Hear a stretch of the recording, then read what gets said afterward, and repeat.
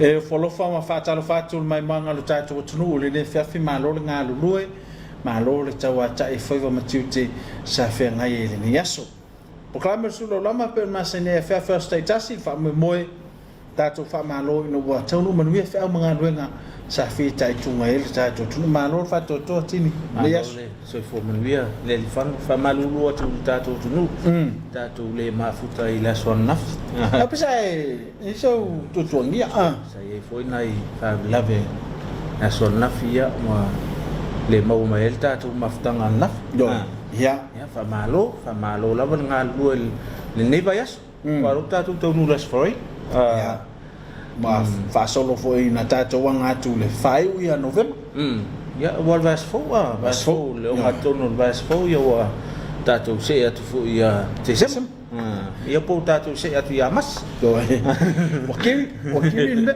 ya malolo sai fa malolo tatu tunu mai lava mangu tele o lava mangu haiti le ngate samoni fa malolo tatu ainga wompa anga ya tunu mau malolo folang malolo fa totoa o le ale tiuti o le ale fa sa e puno wai le ne yaso ma tu te fa malo atu malolo tatu fa malo i tai o le tunu mai lava i fon fetalai malanga le male official fon ole malon malo malan masiofo le sui el fon su tofia malon faltu al fam sinsili ya malvai mal fam sinonga le loia sili ya va pe volta mai tai palmia malan ka peneta filfilia o sui fai pule uma le ngato el vai fa fai ngai al malo pe ona tu mal foi le vai tau ya puia ya tau ta ya va pele le vai fa fai el fato to le to sa motasia le wa tu mai foi tai malo e lon pai ngalon fu mal fit fa malo to ya ti to malo le tau malo le fato to ele fai ngofie malo la vole un sai mal la pale ya wai ta tu te ngal lu la ya elo ta milo mai la vai tu ya fa fita uli ma filio le o ngalu ya malo la vole le tau malo le to fa malo foi tai le kalesia mai sol talo la fenga luenga so se fata fai taulanga ia manu ia fai wala tunu fa malo tapo ingam to tausi mo tamlawa fa pe foi ma pi fanga lele fa malo ne tato ma to pensioni o e o mapo ma le fe amal ngal venga fa malo i tu malo e ono sa fe ngai male par fenga par tale titi ya au tali ai yo wale ya lo fai tau ngal ne tai lo fai tau ia o le tulanga tatou macam-macam nof ya au foi ni avea ia le o fenga palo taraititi ia e fai malo le se o ni manatu manangona la lava le tau nunga iai ia o le tofinga lava mai le tua tatou talia i le loto maulalo fa mo fa tupu file mu fa malo i sui tau va malo foi il komisina mo officio fenga palota fa malo lava fa toto fa malo i tu malo ya mai se ia ona yo tatu tangata sa fe ngai male kisine as o le vai tau lo tatu ia vai tau fia o ila vale suia tu lai mai ia pe on sa no so vi fe o to fina mai le tu tatu go pom ilo to na mia en misa ne vai tau lo tatu anga tu ia so fia ia ona o le fai me fia o le happy lava se a tai mi o fa mangalo awa fa mangalo e fai mo film mo ful melo le fa mangalo e le fa las melo ful Christmas na Samuel tunu ya fa malo lo sa ile ne yaso malo foi lava pale fa malo mtangan bengal malo business company fa malo fa na wa onga malo lava tau malo fa toto ya me se yo fa malo ne tatu pa ang malo lava ya pe ona ile tau to le msio vai pe mai lava le mtangan ni tau sang ya se yo mai le aso luas fumaleon ya lo tau tu ala ma au ona mai le msio ya molitu atu ya tatu fasalong ya wal tatu maftanga ya fa pe foile tau tu le SOS ya ona ipa nga le o lo lango ina le tatu pokalam ya mo fai e ona wina tu sawa tu mauta malau ya tatu fasalong ya po tatu maftanga o sula ya wa le alfa tasimal tatu fengalo ya ite le la vole ile ngato sura ya fa pe vol fengalo ma lo lava ma lo fa to ma lo tau mo le tunu ale la mai mo mai to tunu ya sina to fa ma lo stino mai hims ya me sona fa fianga awal to maftang ole maso pol vaanga le tingo sia fankala banga peo me oli mala ko nga mai la ia le exercise la le langa ia ka oi e ke le wala ko la ku il lima oi ha sawa nga lo fa ya ka mai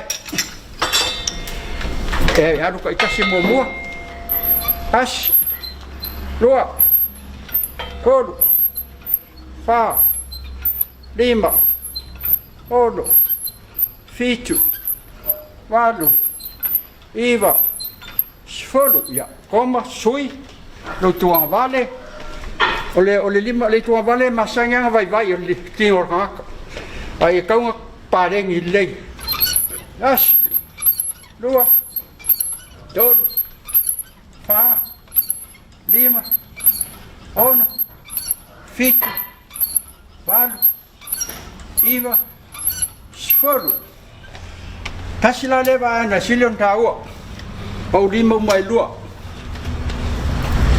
la kilo mai ai la ve ai eu lo faka o kau au lima pas lua todo fa lima ono fitu valo iva sfolo pas lua todo fa lima ono fitu valo iva sfolo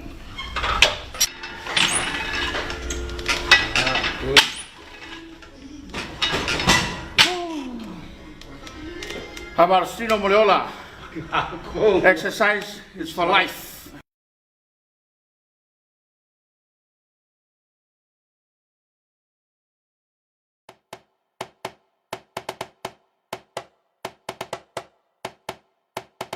Sivala ia masisio nima pese fia iona viinga le faaola tanga waia amai faafeta Yesu ila ualofa o te pese mafa ane ene tau pelo sili ese le mana mea oi tuma upea oi lau pele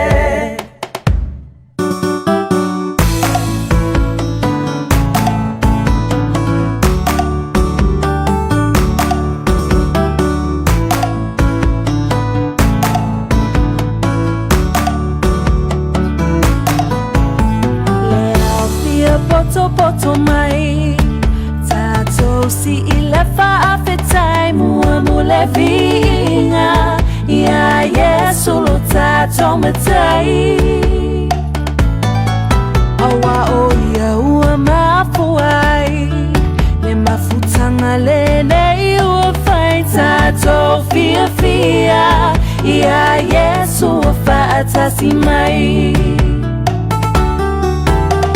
ia patili mama ese e mai lau siva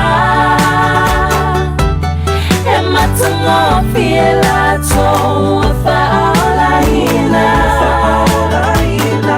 ua suia nei ole olanga ua siva nei faale anganga ua fia Yesu ila faola tanga masisio ma bese fia iona viinga le faaola tanga waia amai faafeta Yesu ila ualofa o te pese mafa ane tau pelo sili ese le mana mea oi tuma upea oi lau pele Sivala ia masisio lima pese fia iona vinga le faaola tanga waia amai faafeta Yesu ila ualofa o te pese mafa ane tau pele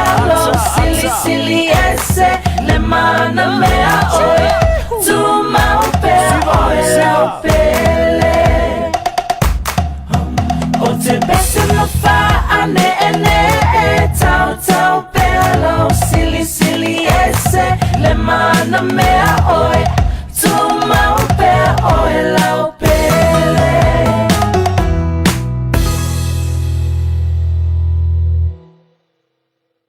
Ea whaftai tele le sunga hims. Tole fo. Doi. Mana Whamalo stil. ta ua ia whamana to hims. E ta ua whai whanga yoi. E le ngata e mora soi fua malolo ina. Ia ai, e le fo ngā solonga o tot. Mali tau mawha pale. Ya, o le tau mawhapale ni lava. O le fili ana o tātou le ni i si o tātou tunu. O le tau mawhala. Wa ye le sile ngasa hakipi anga fili ai. So ngai wa ia ko ma mo ele la mo fele me ai. Ke ala mo fele me. A ko ya sumai. Ala o sa alum sa manga yang ngafi ngal kasi ale ya ngai wa ia ko ma mo fele me. Ko ya sumai ya. O mana e po kalame sunga tole fua. Ta ua ia ole. Tau mawha no me mata. Ya ole. Green. Lo moinga ko fai ai ia whalau aina. Whalau aina. Whalau fai su. Tau wana isa whalau aina ai pos whalau fai su apa ko kama. Ya pe fa se ka pisi. Ya tu ot lo nai fruits. Yoi. Ya pe o fala. Ya sa ofisili sunga tole fua. Po le ale fai ngola na. Ola na tau sami ma le tau singo non se fo malolo ina le so ato. Fai ngola na tau sam palen. O me tole fua. Ta au pu tala I fua ai sa cereal. Ya. Tu tonu ni fruits. Ta ne suru luo fai se po sai mingi ya to tonu fa moa am ve ala male se fala waina tomato po la se me sala le fa le lima po le ono ai sing snack ye wa ai se me mafa pe ai sanga I po sanga moa o lo le po ni tale ba ai lo na san wis I fa me la to le fo po le lumo le ba wanga tu le tau ne tu ai na ta fa mi vai ala ye on malo sio toi la we fa ta tai ai kasi las e ro vai nas e ke ele ainga fiu fa fa o mo le manga ya le nga o umba ni agora que le que kwa le que mo por kwa a wa tu langa I ele le ya la ya tu le fo ele fa pe fa me la tu le fo e fa malo sia lo e mata mali ya ia pe fa tai na o jo tau sami po ia wa tato fa ia fa mo wala vano ai ele I po na o man tau sami na lo mo elo no mia uno le umiol tai e pe tal valu o mo na fa tau singa le fia ia mo se vano le o le puta e fa ya ele ya lo tofa ai pe le winga na le sa no to le fo fa ngale fa la auto fa mata tama na fa ngo fio na vave ona breakdown inga le me ai le tau san ya vave fo on digest tawa ya a fa ye te fita tu su ya to le fo su ye te sila ya ma so so anifo ya il fati no ngol programme fa malolo sai fa malo fo I na ta to paang ya awale la ngolo ni se ta to programme ya pe ona ye le fionga totoli ma sep malo fo ya leota ma le swafu malo ya tomanelomi ma le vaenga le tisan ya maniso na ta to paanga PSL la to fo tau tua ma le unang maniso mtanga dengan mano le ofiso finga faiva ya ma tanga lunga malo le ngaluenga tele an malo ya tasi foina pa angal tato walata ya o le tisan o ni se o le borfo ya fa pe foile tau tu le Island Rock ya nisio pa angal tato walata o le SOS o Hanas tamosing ya ma angkoton malo la malo tau tua ya awalo tato tunu ole la mai mo mai ya inisio vivi ngole tua pes seng falenganga awal tato martang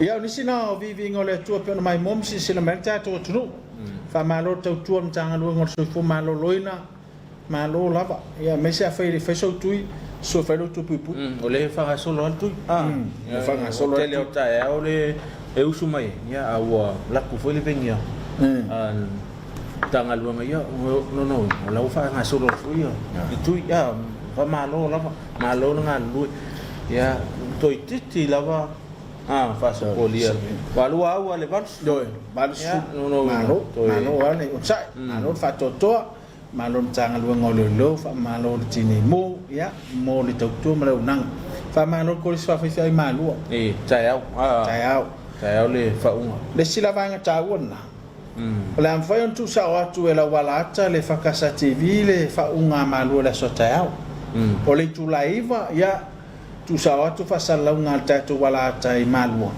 ia ile fa unga lo seng fa waso ni tu sanga lo do tas amalo toi la fiunga le pule sunga fa fo mai fa ya onga mar fatua fa malo sunga fa ya onga mola tu fa le tua fa malo le no fo aswenga ia mesela va ia o le fa malo ile seng fa waso ia porto sang fa malo le tau malo fa to ia ele ia se mele le fu tau mon via ni fa mo le anga le to malo le pula fa tau sang ele fengo fi ya ao tonu fo ko si wo mo na tum ta manga pokala me mo ko ya pe tau sang mo ai tau sang na tof ele ya fa solo to ale lua tolu ya wa ave mamatai ya fa bro ya wa ave matup malo la balon sai ya fa malo folau ele ni ba ngol tau sang lo tapi na mai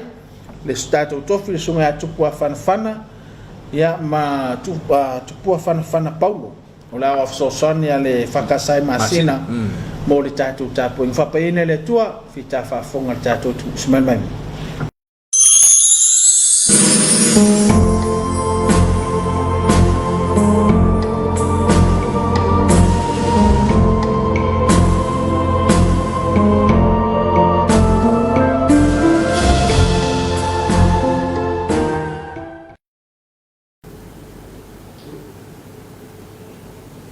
Namuai o maiasi o tātou tāpua I le tua I le nei fiafi. A wā e tusa le vaenga oa o le na alu ifo I le taua, ma le vaenga oa o le na whaamuli. Le whaangatasi lava o la tō vaenga oa, tātou talo mo le ngang pa ia. Wa mapu ane lo watunuu ma lau whanau le li I. I le tuana iai o whaiva matiute o lava singa na whiangai mai la tōu lo mātou tamā. E nei o mātou mapu mai e mo moli atu le vi inga ma le whawhitai e sula loa lofa. Pe tai le li I. E le ai lava se ato toa I ai mātou.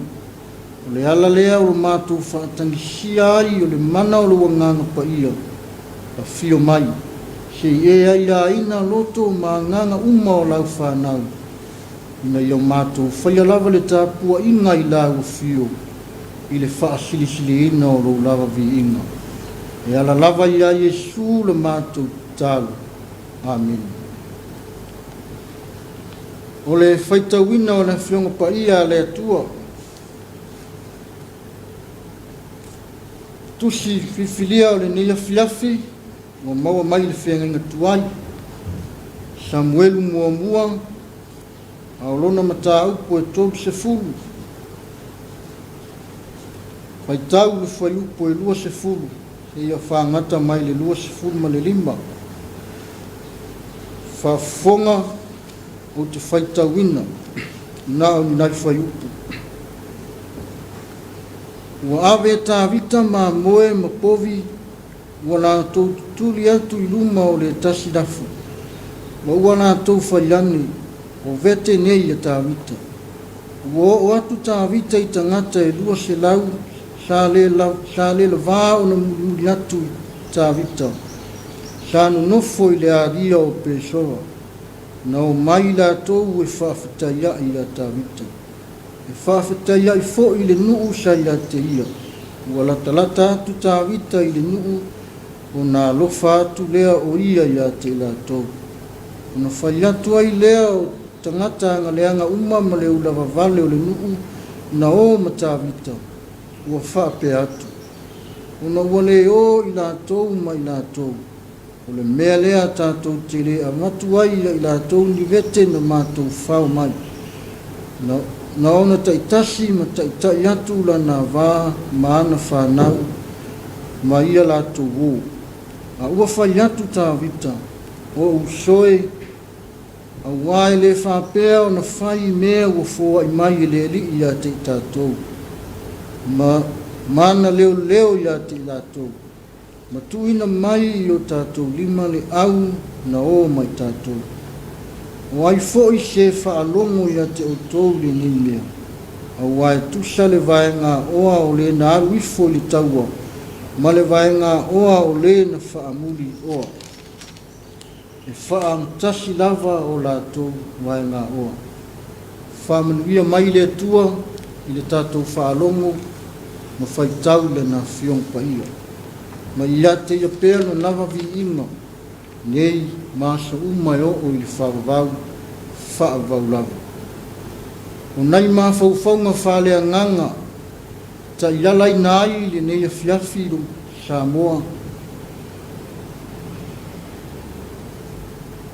O le a maua le matua o le launga mai le tusi na whaitauina. Samuelu mua a rona mtau koe tōu se fulu.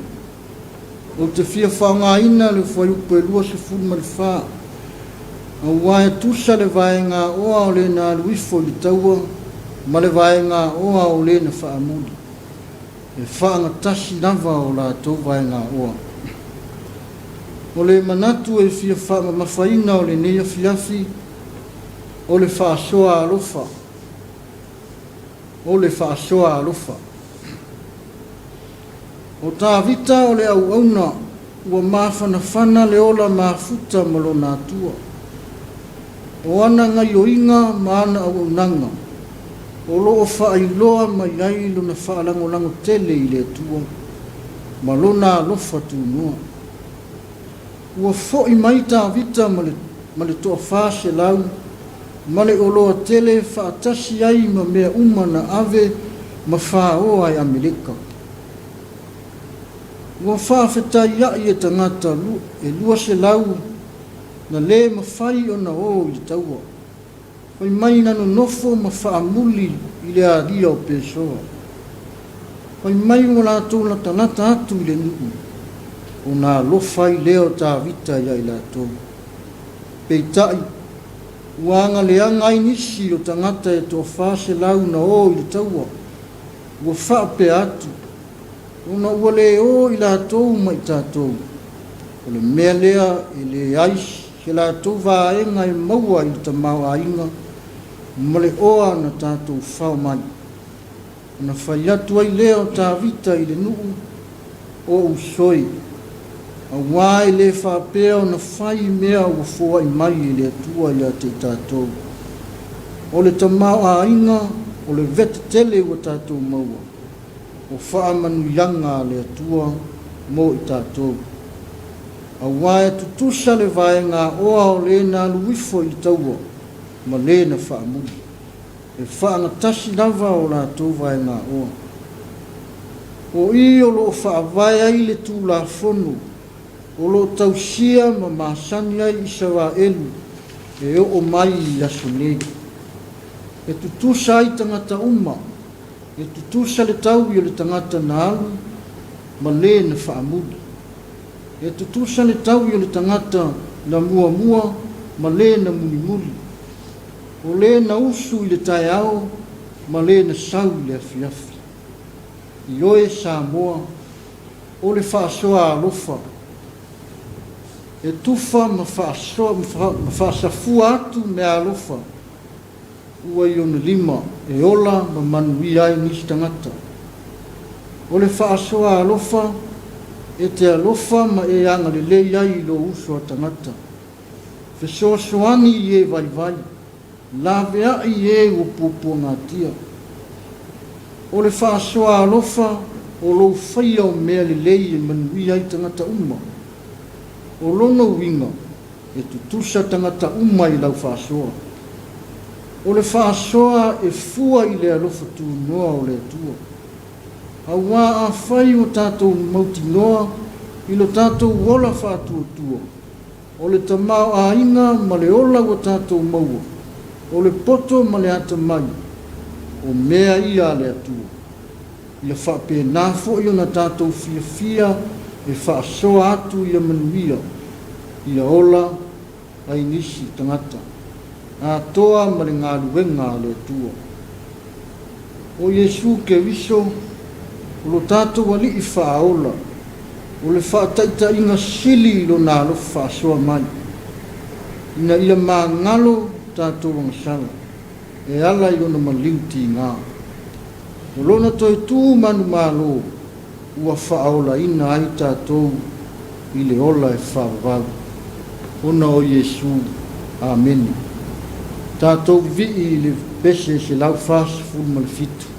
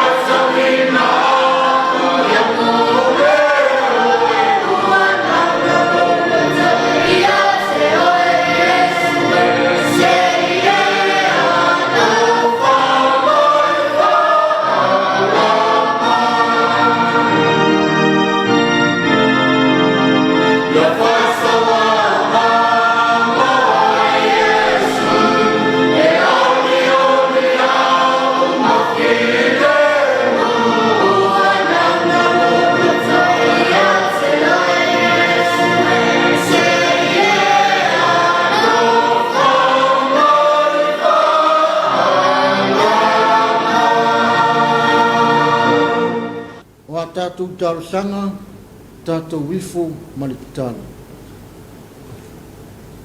Le atua pa iai, le atua e whaavavau lava la ufiu.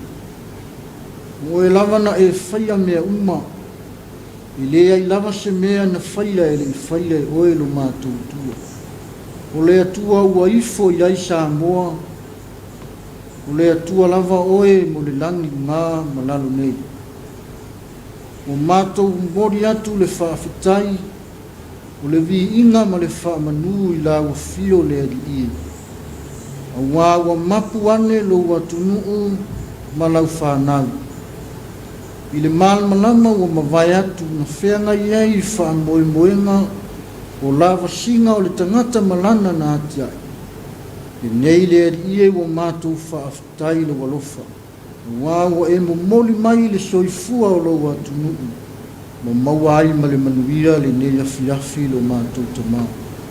Whaafitai lau whaasoa alofa i le soifua ma le ola. O whaaria pea i aso uma i le au noa le atua. O wāwa tele ma le whaulai o lo alofa. O mātou wola ma fia ai i aso uma lo mātou tamau. Whaafitai tele le atua i le nei atunu o Samoa ua whai mo mātou tofi. Mo mātou wola ma fia ai le rii. Vi ia lava lo wanga le leita mā. Ona o le soifua wha o ngā ina o lau whanau. Iala ese ua e fina ngalo ai lo mātou tama. E ui lama i le vai ma le whaatauwaa. A o lo fina ngalo na ia o ngā le soifua ma le mālusi mo oe mau fi au lo mātou tua. Lea tua whawhitai lo walofa.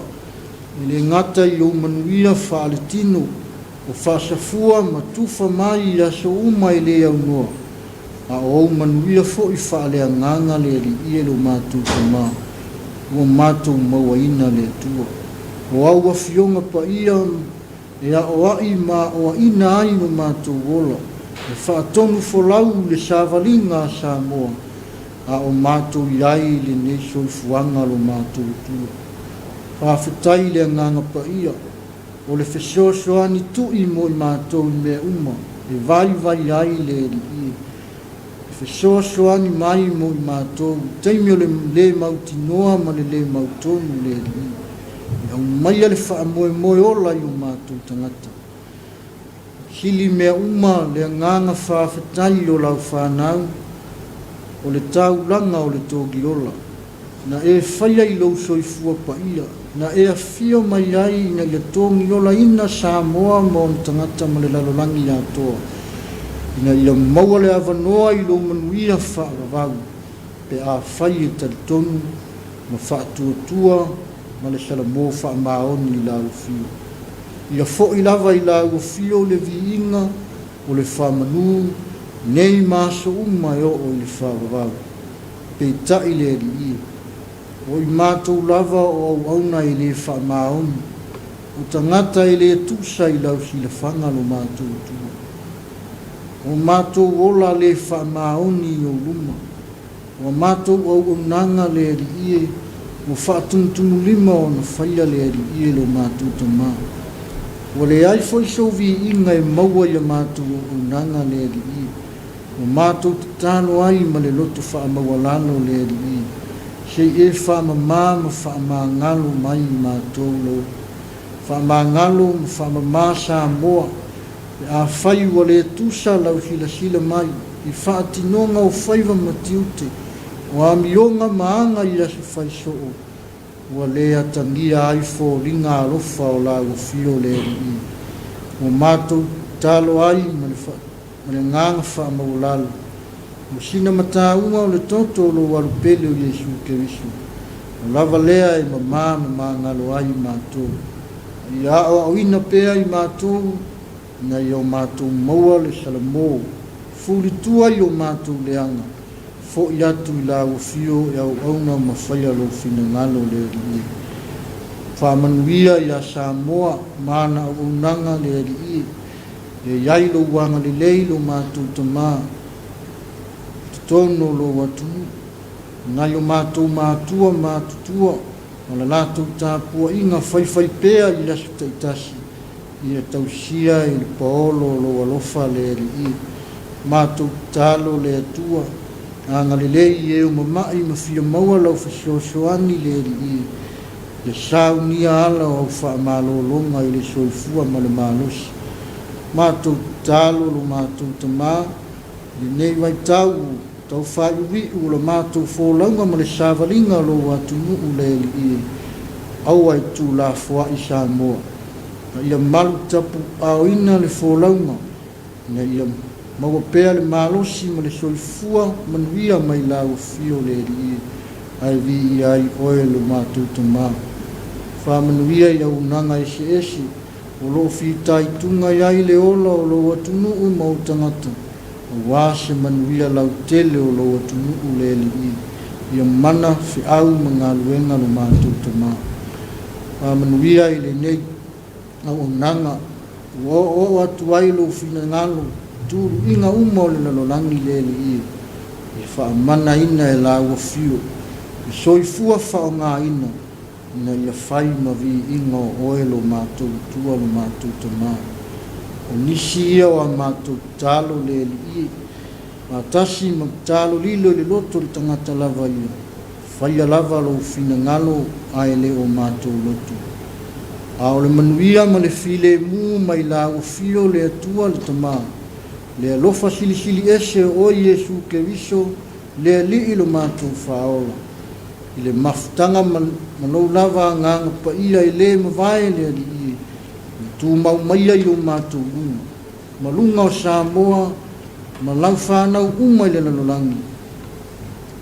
Ngei, masei o i le whaavavau lava. Amen.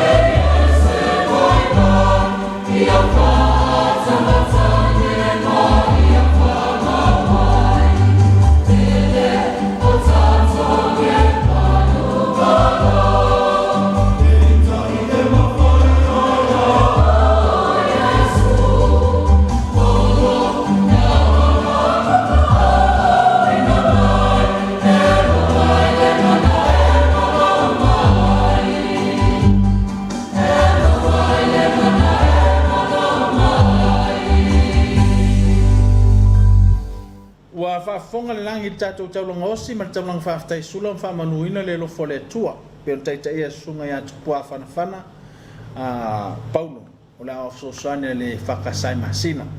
Whaaftai mo tau sanga o vi ingo le tua, e mese, ma nei o le whea Whaasoa alofa. whaasoa alofa. Ia, le tatu i le vai tau hawhi o sauanga. Le pokalame le suono aso. Ngaluenga whaatino. Ngaluenga whaatino, o whaasoa alofa. Ia o whaasoa ai o le tano. Ia i loro o se, ia tano iai, o le alofa na. E tele e lasi alo winga lo ku whaasoa i le ngangana. Awa mwhai ona e whaasoa i le tamau ainga. Ia mwhai na whaasoa i mea te maua.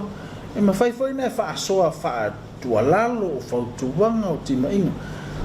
O ia whaasoa uma. Ne whai me whai ni aso. Ia tūpōpō waile alofa. Lono winga o ia whaasoa. Awane i whaatino i se vainga tangata po se isi lava tūnanga. A ia whaama i te le alofa. Le whaatino ngā lau whaasoa. Tāua. Mese ne vai ta? Joi. Solo vai tau whaasoa. Whaasoa, ia. Ia a whaina masaela whaila matanga tausa. Ia awa no le leia nei. Ne u tātou iei le vai tau whainga mea alofa. Ia tātou whaasoa. Ia aua le tātou te taui. O le tāua le whea. Vai tau nei le whamana tu Amerika le tūranga wina le Thanksgiving. I le tea whai mei le waria. Ana while. O le whamalu ni Amerika le vaenga na o le Thanksgiving. Le o le vai tau e o mai ai ngai. Whaafitai. Ai whaonga pipi. Ia. Whaonga ila pipi. Ia tonu whai tāua. Ia tu sala pele se pipi e kuka. Ai a mo tāua. O le o mai whaatasi o tamā o le tina o whanau mafuta. Whaasoa ia. Whaafitai o i umanuia. E le ngata lan whaafitai ngā luenga o tausanga. Ai sile lo mai whaatasi e whaafitai le tua. Ia ilana whaasoa. Yo, manai e wai el tal mone. E le leia le ma le fia aia le ma futa whaatasi. So matu wafsanga. Ia o tāua le nā. Ngā whaafitai whiau. Sunga tofi whaasoa alofa. Leo tape na mai whaafifianga whaaleanganga. Ia. O le sile vaenga o whaasoa al tātou pokalame. Ia e whaatino i le lofo le tua. Ia e sanga tūpōpō. A wāno soifua mo le olo o tātou tunu. Ismail Mainu.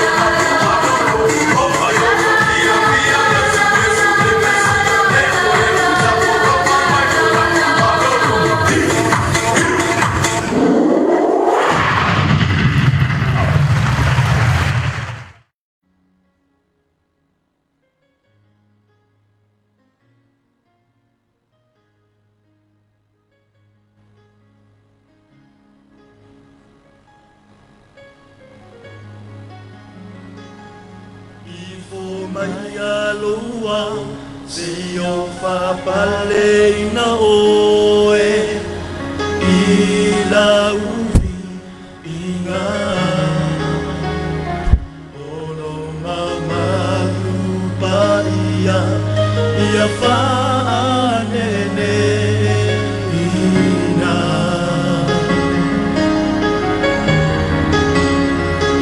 Angelu mao lalani Kerupi maserafi Manu matai tasi Ia falo alo ile tua O mai tatau tapuai Ifo maya loa Se o whapale ina oe Ila uvi inga Ono mama lupa ia Ia whanene nina Angelu mao le lari Kerubin maserafi Manu matai sasi Ia falo alo ile tua O mai tatau tapuai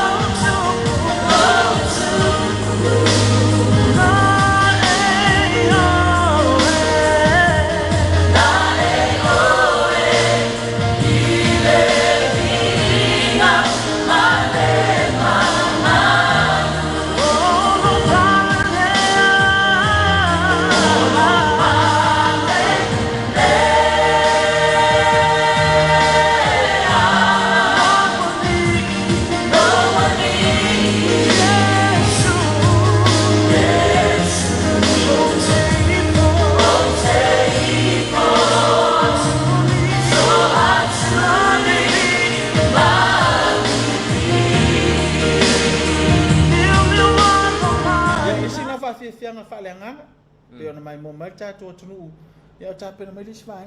Io peo tātua whasisilang, whai ono mai tātua pokalame sula ula mani nefe, mo le nofu silfia le tātua tunu, ai usi mai mo, ta yu mai ia whau au tātua pokalame, o le sula ula.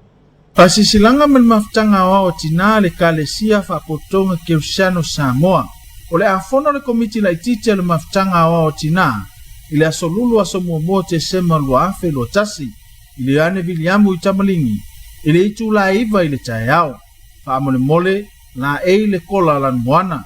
Alofa maile atua tai mailo to soifua ile aso. E peyo na atofaina. Malifalo alo tele. Sainia fa aftai tupai. Faila utusi o le mafutanga tina. Pasisilanga o le falenga le kalesia fa potonga Cristiano Samoa i Vaipua. O le ale le paia fa avaatiwa au loloa paia sautua fafafa o Samoa mauna tua oi. Mai leoneone le ufitia o le mtasawa o le tui manua. E o le mauta o le tamaitai o na fanua o ala o manu e le uia. O le au le toi utu vai le pulepu la iai. Au la o utu vai lolo e pe o folau ngā le tonga. E vala watu ma le whaalolo lama. I tama whana uma le ni nuu o Vaipua. Le paia i lupe whaalele mo le tala le lei. O swafa ma whaila aunga. Whale tua matausi sa oa matama i tai. Le maalosi whaapea tama mateini. Ai maiso a inga o wo ma au mea mamai. O lea watu le whaila. Le maunga o le atua sa fausia a wao si ngā taulanga lo tātou nuu. Le maota tā puai, e talo si ailo tō whenga iei ma whiau ma ngā luenga, o tō whinga mai le langi, ai maise le whaano no manu mo si o tātou nuu. A fio mai, su mai matala au mai, si o tātou whaile fia ma pati patia le alofo o lo tātou tapa au sili o le langi, ma ofo i nā tuloa la tātou taulanga, mō la na tala i le lei. E mātango fia lo tātou o wai whaatasi, i le mawhana whana o le so toto ma le so loto. I nei amu la tātou langa mana namu ai fofonga o le atua. O le polo kalame e whapea, a so lulu, a sa sefulu lima o te sema, e tali ai a inga. O le itu la e lua i le fiafi tātou po siva. O le asotofi a sa sefulu ono o te sema, tae au, ta lolo. O le itu la e sefulu i le tae au, sauninga o le whapa ianga. I tu la e sefulu lua i la uli, tau maftanga mfalo longa. O le itu la e lua i le afiafi, lulu ao mafato fa. Fa moe moe la tato fe loa i ma mafutai i aso tau poina. I si umalae ma le Vaipua, i le pule fa so i fua le ao le kalesia. Ma le falo alo lama, sa inia le sunga le fa fenga inga, ma le kalesia e fa kasa i Vaipua. Notice from the Office of the Clerk of the Legislative Assembly, Parliamentary Youth Program, Tuesday and Wednesday, 14-15 of December 2021. The Office of the Clerk of the Legislative Assembly, in partnership with the United States of America Embassy Office in Apia, will be hosting a Parliamentary Youth Program on Tuesday the 14th and Wednesday the 15th of December 2021 at the Parliamentary Precinct in Mulino. The Parliamentary Youth Program aims to inform youth participants about the inherent functions of Parliament, the role of members of Parliament, and the functions of parliamentary committees. Participants will also have the opportunity to observe parliamentary proceedings. There are 150 openings for participants between the ages of 18 to 45 to attend the two-day program to be held on Tuesday the 14th and Wednesday the 15th of December 2021 at the Maoto Tofilau Eti Alessana building in Mulinu at 8 a.m. Participants wishing to attend the Parliamentary Youth Program are requested to contact the Office of the Clerk of the Legislative Assembly to obtain a registration application, and for further details on participation requirements, please contact Tupua Siosi Fuifui, Le Maluruta Masina Lupe, or Mele Malama Lofi Papali'i of the Community Relations Services Divisions on telephone 21811 or 21812, or email tupua.fuifui@parliament.ws or ruta.masinalupe@parliament.ws or mele.papali'i@parliament.ws. Thank you, signed by Leatisa Witime Tala, General Secretary, Office of the Clerk of the Legislative Assembly. Ia nisi na fasi silang fa la we tele pe na mai mom si sila mai tato tunu. Ia venne no mo le toi fa mani mo ilanto umalava o fa mana tuino lanto waso soi fuele so on we tele o to waso soi fu.